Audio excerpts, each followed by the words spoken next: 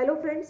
स्वागत है आप सभी का आज के इस चर्चा में। आज की हमारी चर्चा का विषय है मीडिया और लोकतंत्र। मीडिया किस प्रकार से लोकतंत्र को सशक्त बनाता है और भारतीय संदर्भों में जो मीडिया की भूमिका लोकतांत्रिक व्यवस्था को मजबूती प्रदान करने में रही है, आज हम इस पर चर्चा करेंगे। मैं प्रोफेसर अनुपम शर्मा, अध्यक्ष राजनीति विज्ञान एवं मानवाधिकार विभाग, इंदिरा गांधी राष्ट्रीय जनजातीय केंद्रीय विश्वविद्यालय से संबद्ध हूँ।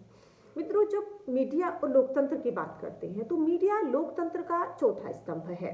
और जब चौथा स्तंभ है तो इसकी भूमिका जो है वो महत्वपूर्ण हो जाती है। इसकी भूमिका जिम्मेदारी की हो जाती है और इसकी जवाबदेही भी बढ़ जाती है। यदि हम मीडिया की भूमिका की बात करें तो मीडिया की जो यात्रा है वह लंबा सफर करके यहाँ तक पहुंची है, क्योंकि जो मीडिया प्रिंट मीडिया से आरंभ हुआ था वह इलेक्ट्रॉनिक मीडिया से होते हुए आज सोशल मीडिया के रूप में हमारे सामने है और अधिकतर लोगों के द्वारा मीडिया के विभिन्न स्वरूपों का किसी न किसी प्रकार से प्रयोग किया जा रहा है। लोकतांत्रिक व्यवस्था की जब हम बात करते हैं तो लोकतांत्रिक व्यवस्था जो देश हैं उनमें अधिकतर देशों के द्वारा लोकतांत्रिक व्यवस्था को अपनाया जा रहा है, क्योंकि ये एक ऐसी व्यवस्था है जिसमें नीति निर्माण में लोगों की सहभागिता होती है। यह लोगों के अधिकारों को सुरक्षित करता है, संवर्धित करता है और जो लोकतांत्रिक संस्थाएं होती हैं उन संस्थाओं में नागरिकों की सहभागिता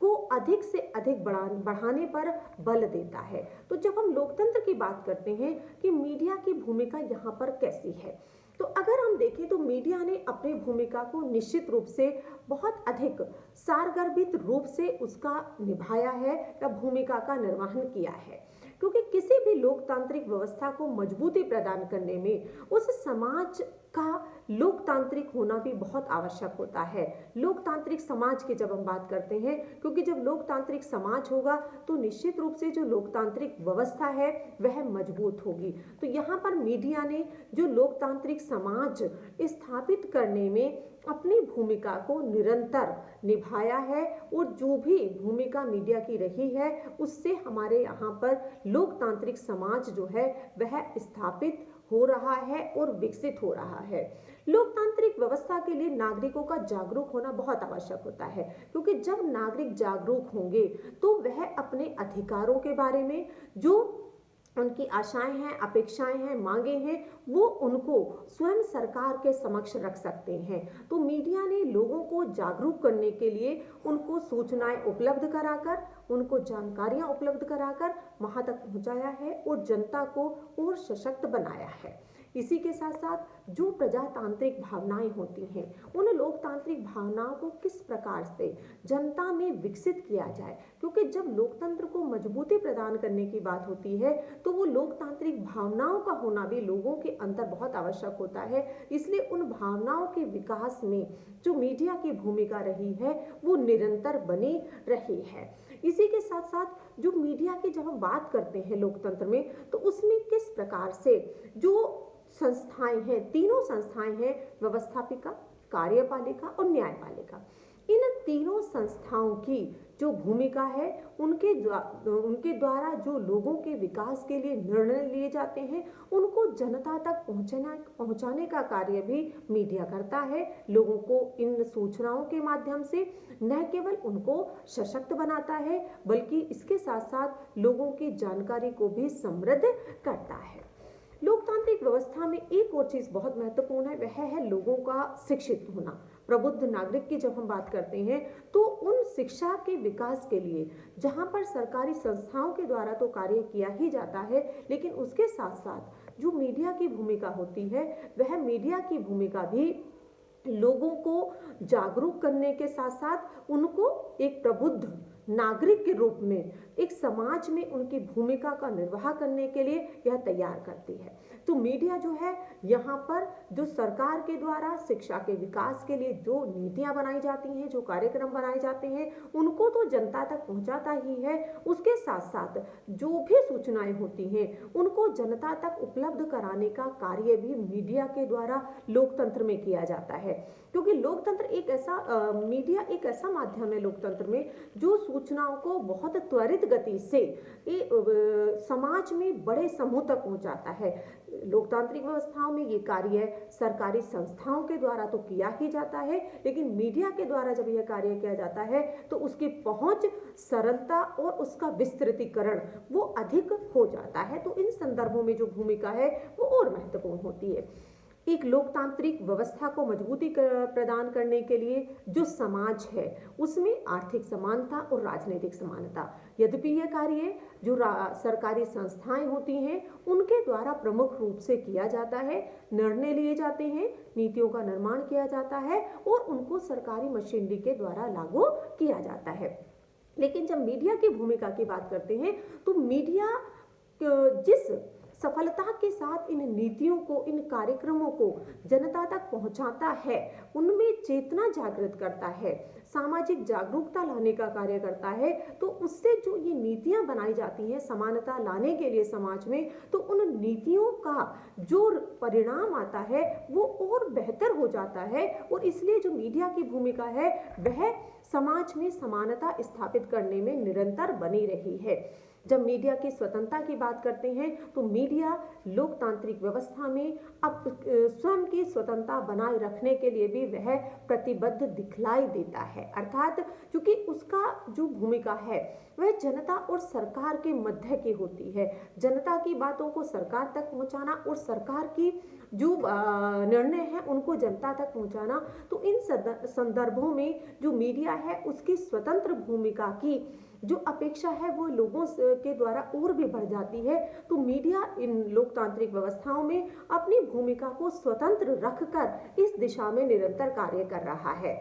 इसी के साथ साथ जब बात आती है कि जो सरकारी नीतियां हैं उनको तो जनता तक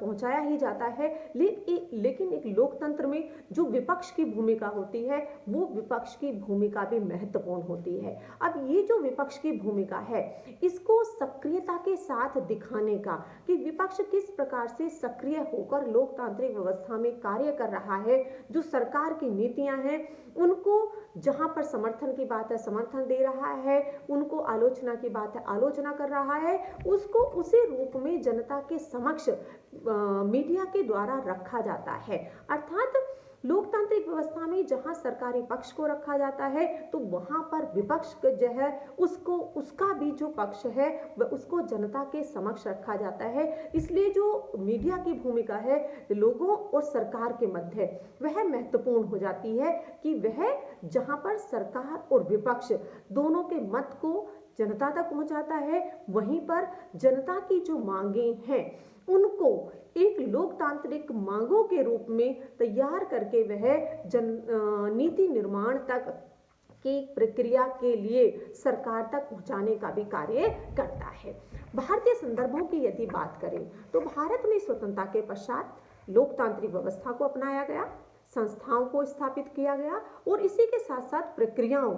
के अपनाने पर भी निरंतर बल दिया जाता रहा है। स्वतंत्रता के पूर्व में मीडिया की जो भूमिका रही थी जो वह सामाजिक चेतना जागृत करने में महत्वपूर्ण रही है और निश्चित रूप से उसी का प्रभाव था कि भारत में लोगों के मध्य जो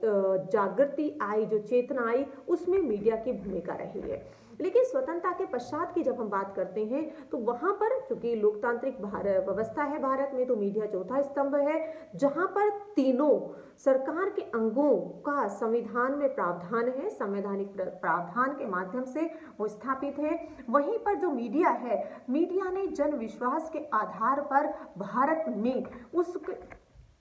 उस विश्वास को अर्जित किया है और यह मीडिया जो कार्य कर रहा है यह जन विश्वास पर आधारित है। अपने नैतिक मूल्यों की अगर हम बात करें, जिस प्रकार से मीडिया ने उन मूल्यों के आधार पर चलते हुए एक पत्रकारिता को गंभीर चिंतन प्रदान किया है, क्योंकि भारत जैसे देश में जो स्वतंत्र हुआ था वहां पर एक स्वतंत्र मीडिया की आवश्यकता थी, जो कि भारत विकास के मार्ग पर बढ़ रहा था, विकास की नीतियों को अपनाया जा रहा था। तो इन संदर्भों में भी मीडिया की भूमिका जो है वह अपेक्षित थी कि वह लोकतांत्रिक संस्थाओं के साथ जो है मिलकर उसकी भूमिका को और सारगर्भित बनाए।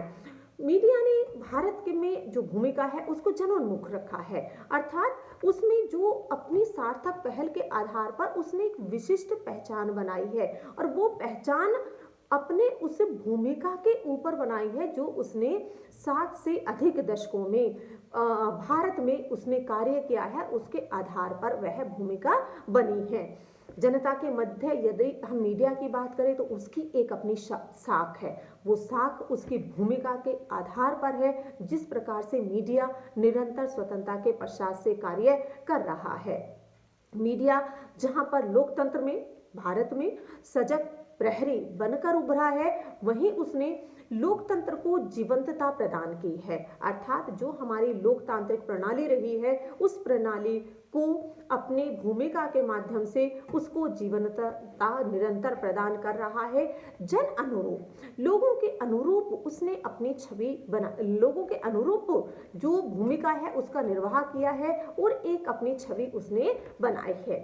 अगर हम कहें कि लोगों के मानवाधिकार को संरक्षित करने के लिए, संवर्धित करने के लिए मीडिया ने निरंतर अपनी भूमिका को सारगर्भित रूप से निभाया है। जो लोगों के अधिकार हैं वो किस प्रकार से देश में सुरक्षित रह सकते हैं, उनको सुरक्षित रखने के लिए जो सरकार के विभिन्न अंग हैं उन पर भी उनको माध्यम से उनके अधिकारों को सुरक्षित रखने पर निरंतर बल दिया है। इसी के साथ साथ जो लोकतांत्रिक व्यवस्था है उसको किस प्रकार से मजबूती प्रदान हो सकती है उस पर भी बल दिया है। समय समय पर जब शासन या प्रशासन में जो भी कमियां आई हैं या कभी भी भ्रष्टाचार जैसी समस्याएं आई हैं तो वहां पर मीडिया ने उन समस्याओं को भी उभारा है, जनता के समक्ष रखा है, सरकार तक पहुंचाया है। अर्थात किस प्रकार से जो हमारा प्रशासनिक व्यवस्था है, जो हमारा शासन है उसको कैसे बेहतर बनाया जा सकता है, लोगों की आशाओं के अनुरूप, लोगों की अपेक्षाओं के अनुरूप, उस पर निरंतर मीडिया के द्वारा बल दिया जाता रहा है। और अगर हम कोविड के दौरान देखें कि जो मीडिया की भूमिका है वो और भी महत्वपूर्ण उभर कर आई है लोकतांत्रिक व्यवस्था होने के नाते, क्योंकि जिस प्रकार की व्यवस्था लोकतांत्रिक प्रणाली में आवश्यक होती है उसमें मीडिया ने अपनी भूमिका को सार्थकता के साथ निभाया है। इसी के साथ आप सभी का बहुत